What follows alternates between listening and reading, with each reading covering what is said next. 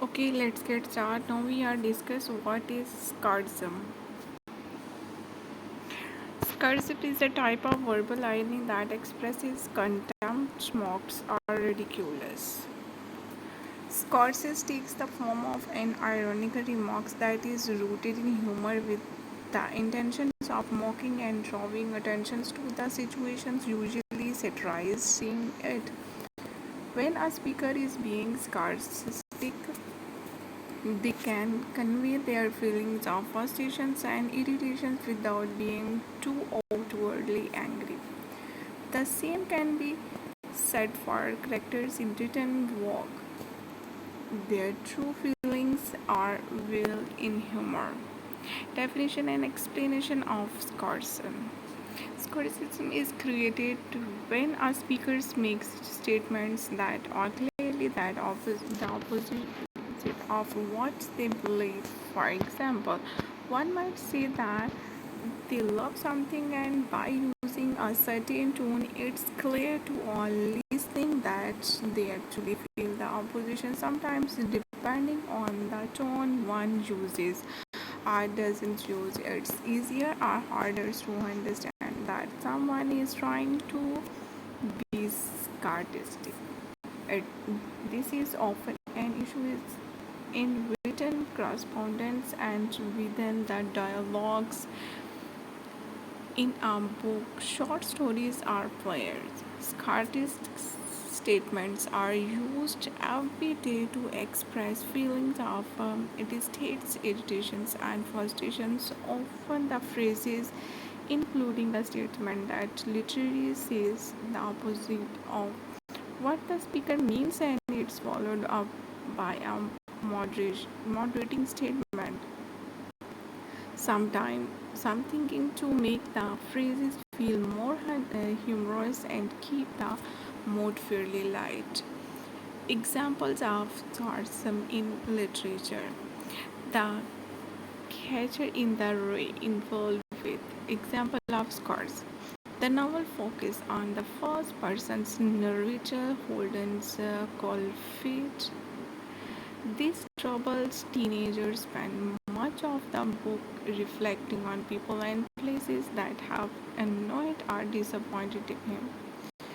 He has a very poor view of others, especially adults, and is usually unafraid to express that. In the following expert slingers uses scarces Holden speaks. I put my red hat on and turned the speak around to the back.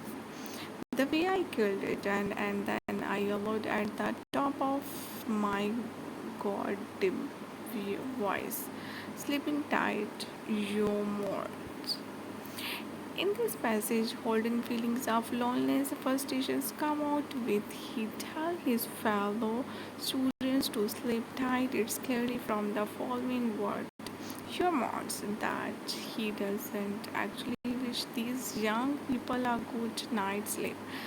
This example of Scorsese is also a good example of how with Scorsese are speakers and in the turn the writer can layer on meaning in only a few words.